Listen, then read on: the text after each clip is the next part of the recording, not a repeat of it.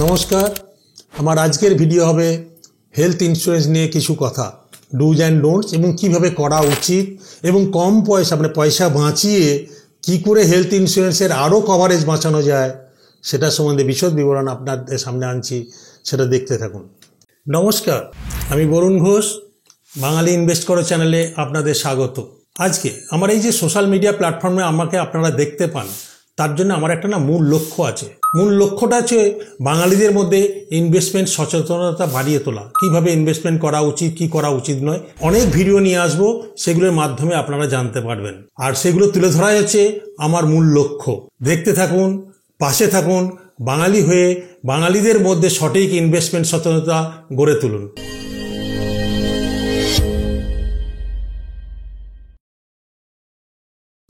প্রথম হচ্ছে dos and ডোন্টসে বলেছি, সবসময় আপনি যখন হেলথ ইন্স্যুরেন্স করবেন কিভাবে করবেন আপনাকে শিখিয়েছি।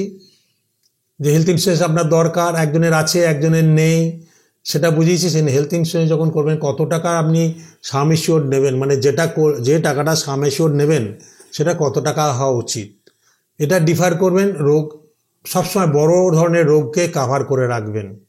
ওই গল ব্লাডার, অ্যাপেন্ডিক্স এইসব রোগকে কাভার করে রাখলে কম খরচে হয়ে যায়। বা একটা ক্রিটিক্যাল ইলনেস বা টার্মিনাল ইলনেস, ক্যান্সার বা হার্ট অ্যাটাক বা রোড অ্যাক্সিডেন্ট, এইগুলো করলে তখন অনেক টাকা খরচা হয়। সেই জন্য পলিসিটা করবেন সাম এশিওরটা মাথায় রেখে করবেন প্রথম। এবার সাম এশিওর নেওয়ার সময় দুটো জিনিস আপনি চিন্তা করতে পারেন, যে আপনি কত টাকা সাম এশিওর নেবেন। একটা সাধারণ মধ্যবিত্ত বা মোটামুটি স্ট্যান্ডার্ড নার্সিংহোমে গেলে বা প্রাইভেট হসপিটালে গেলে আপনার মোটামুটি কীরকম খরচা হতে পারে আপনার আইডিয়া আছে, 5 লাখের মধ্যে হয়।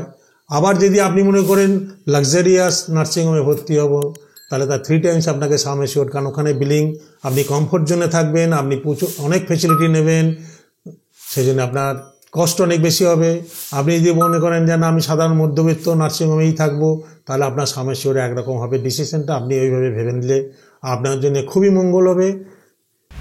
2 নম্বর হচ্ছে সাম এশিওর করার সময় যদি আপনারা পরিবার হন, তাহলে ইন্ডিভিজুয়াল করবেন না ফ্লোটার করবেন। ফ্লোটার মানে পরিবারের সবাইকে নিয়ে, আপনি পাবেন আপনার পলিসির মধ্যে আপনি আপনার বাবা বা মাকে নিতে পারবেন, আপনার স্ত্রীকে নিতে পারবেন, আপনার ছেলে মেয়েকে নিতে পারবেন। আর আপনি আপনার যদি কোনো ডিপেন্ডেন্ট অ্যাজ পার ভাই বোন থাকে, ডিপেন্ডেন্ট তার জন্য ডিক্লারেশন লাগে সরকারে, সেরকম যদি কেউ থাকে তাহলে তাকে নিয়ে একটা গ্রুপ পলিসি ফ্লোটার পলিসি করতে পারেন। কারণ ফ্লোটার পলিসি আর ইন্ডিভিজুয়াল পলিসির মধ্যে ডিফারেন্স হয়। ইন্ডিভিজুয়াল পলিসিতে কোনো আপনি প্রিমিয়ামের উপর ডিসকাউন্ট পাবেন না, বাট ফ্লোটার পলিসিতে প্রিমিয়ামের উপর ডিসকাউন্ট হয় এবং অ্যাডভান্টেজও অনেক। ইন্ডিভিজুয়াল করতে গেলে অনেকটা প্রিমিয়াম হয়, ট্র্যাক রাখা মুশকিল। বাট একটা ফ্লোটার পলিসির মধ্যে এক ছাতার তলায় রাখলে অনেকটা অ্যাডভান্টেজ আছে, সেগুলো আপনারা যখন করবেন দেখে নেবেন অ্যাডভাইজারদের কাছে। সেই জন্য বললাম ফ্লোটার পলিসিও অনেক বেনিফিট। বাট অনেক সময় প্রবলেম হয় কি, বাড়িতে ছেলে মেয়ে যদি ইনকাম ট্যাক্সের ফাইল, সবাই চাকরি করছে, আলাদা হয়ে যায়, নিজের যে ফ্যামিলিকে নিয়ে করাটাই বেটার। সেই জন্যে বাবা মা যদি রোজগার করে, বাবা মা ট্যাক্স ফাইল থাকে, তাহলে বাবা মা আলাদা করবে, আমার যদি আলাদা থাকে আমি আলাদা করব। এইভাবে প্ল্যান করে করলে আপনারই পয়সা বাঁচবে এবং ট্যাক্স বেনিফিটের রিফেক্টগুলো আপনারা যারা পরে পুরনো রিজিউমে ট্যাক্স বেনিফিট নিচ্ছে তাদের জন্য এগুলো খুব কার্যকরী। হেলথ পলিসি করার সময় আপনার যদি কোনো ডিজিজ থাকে প্রি এক্সিস্টিং, আপনি অতি অবশ্যই ওখানে মেনশন করবেন। কারণ আমার দেখা অনেকে লুকিয়ে পলিসি করেছে, হেলথ ইন্স্যুরেন্স পলিসি হোক আর সেই লাইফ ইন্স্যুরেন্স পলিসি হোক। ক্লেম যদি হয় এবং যদি হেলথে ধরা পড়ে আপনার প্রি এক্সিস্টিং ছিল, আপনি কিন্তু ক্লেম পাবেন না। তখন আমরা ইন্স্যুরেন্স কোম্পানিকে দোষ দিয়ে খারাপ আমার ক্লেম দিল না।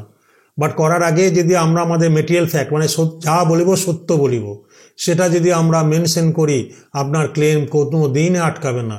হয়তো করার সময় ইন্স্যুরেন্স কোম্পানি নেবে কি নেবে না, তখন তারাই ডিসিশন নিয়ে নেবে, বাট একবার নিয়ে নিলে আপনার ক্লেম ওরা দেবে, সেটা মাথায় রাখবেন। লুকিয়ে কোনো কিছু হিডেন ফ্যাক্ট করে আপনি পলিসি করবেন না।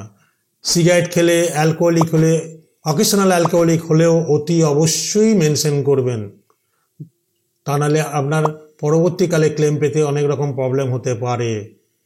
এটা মাথায় রাখবেন। তাহলে ইন্স্যুরেন্স কোম্পানিগুলোকে দোষ দেবেন না যে আমি ক্লেম পেলাম না। কারণ আমরা প্রি এক্সিস্টিং ডিজিজকে লুকিয়ে করি এবং যখন ডাক্তারবাবুরা হিস্ট্রি লেখেন তখন প্রি এক্সিস্টিং ডিজিজটা বেরিয়ে আসে, সেটা মেনশন করা থাকলে আপনি কেন ক্লেম পাবেন আপনিই বলুন না, কারণ আপনি তো জানাননি যে আপনার এই রোগটা ছিল। তো এই ক্ষেত্রে ওই জিনিসটা অতি অবশ্যই মাথায় রাখবেন। হেলথ ইন্স্যুরেন্সে আর একটা খুব ইম্পর্টেন্ট জিনিস মাথায় রাখবেন, ডিউ ডেটের আগে প্রিমিয়াম দিয়ে দেবেন, কারণ it's a 1 year contact. Life insurance যেমন একটা গ্রেস পিরিয়ড পাওয়া যায়, হেলথ ইন্স্যুরেন্সের ক্ষেত্রে কিন্তু খুব টাফ। ক্লেম হয়ে গেলে গ্রেস পিরিয়ডে পরে তখন ক্লেম পাওয়াটাও খুব টাফ হয়ে যায়, কারণ আপনি প্রিমিয়াম কন্টিনিউ করেননি। সেই জন্যে দেখবেন হেলথ ইন্স্যুরেন্স পলিসিতে লেখা আছে 1 বছরের জন্য contract, it's a 1 year contract. এটা কিন্তু মাথায় রেখে হেলথ ইন্স্যুরেন্সের পলিসিগুলো বিফোর আপনার রিনিউয়াল ডেট আসার আগে ব্যাংক থেকে ইসিএস করে দেবেন, বা যদি ভুলে যান তাতে আপনার মঙ্গল হবে। হেলথ ইন্স্যুরেন্স পলিসি কোনোদিন ল্যাপস হবে না। ইসিএস করা ব্যাংকে এখানে প্রবলেম একটাই কারণই হয় যে এজ বাড়লে প্রিমিয়াম বাড়ে, সেই জন্য ইসিএসে যে কোম্পানি যেরকম রুল আছে আপনারা সেভাবে করতে পারেন, সেটা দেখে নেবেন। অ্যাডভাইসারদের কাছে কথা বলবেন। আবার বলছি, অ্যাডভাইসার আপনাকে কাছে অনেকগুলো কোম্পানির কোটেশন নেবেন। 2 এবং অধিক কোম্পানি কোটেশন নিলে আপনার পক্ষে সুবিধা, কে কী বেনিফিট দিচ্ছে, কোনটার কত প্রিমিয়াম, সেই জন্য আপনাদের পক্ষে সুবিধা হবে।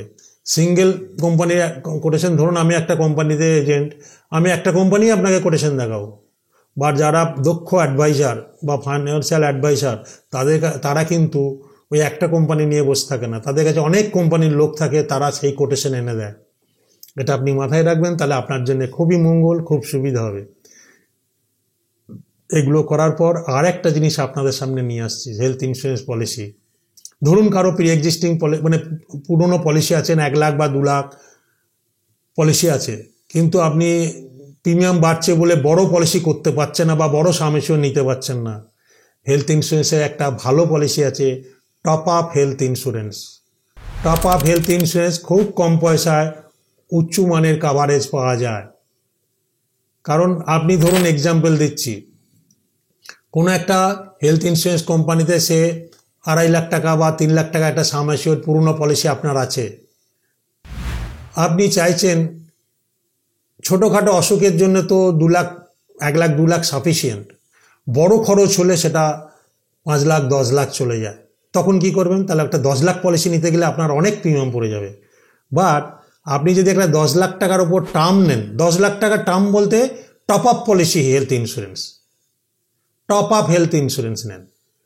এইটা কি, ধরুন আপনার 3 লাখ পর্যন্ত আপনি সে এক্স কোম্পানিতে আছে আপনার পরিবারের পলিসি বা আপনার পলিসি, আপনি আরেকটা 10 লাখ টাকার পলিসি অন্য কোম্পানিতে নিচ্ছেন, সেখানে 3 লাখ পর্যন্ত খরচা হলে পুরনো কোম্পানি থেকে নেবো, 3 লাখের ওপরে খরচা হলে বাকি খরচাটা 3 লাখ পুরনো দেবে, 3 লাখের ওপরে খরচা মানে আমি এক্সাম্পল দিতে ধরুন 7 লাখ টাকা খরচা হয়েছে, তাহলে পুরনো কোম্পানি তো 3 লাখের বেশি আপনাকে দেবে না, কিন্তু আপনার খরচা হয়েছে 7 লাখ, তাহলে 4 লাখ টাকা আপনার ঘর থেকে যাবে না যদি আপনি টপ আপ পলিসি করে নেন। টপ আপ পলিসি এই যে 4 লাখ টাকাটা যে কোম্পানি থেকে টপ আপ নিয়েছেন সেই কোম্পানি দেবে, তাহলে এখানে পাবেন 3 লাখ, এখানে পাবেন 4 লাখ, তাহলে আপনার ঘর থেকে কিছু গেল না। মনে রাখবেন ক্লেম কিন্তু একটা কোম্পানি থেকেই হয়, টপ আপের ক্ষেত্রে ডিফারেন্ট। টপ আপের এই যে 3 লাখ পর্যন্ত আপনি পাবেন না, পলিসি করার সময় টপ আপে 3 লাখ টাকা পর্যন্ত বলবেন আমি নেবো না, সেটাকেই টপ আপ বলে আর কি। 3 লাখ টাকা এই কোম্পানি থেকে, 3 লাখের অধিক হলে ওই কোম্পানি থেকে, আর 3 লাখের উপরে না হলে কিন্তু টপ আপ কোম্পানি থেকে আপনি ইন্স্যুরেন্স কাভারেজ পাবেন না, পুরনো পলিসি থেকেই পাবেন।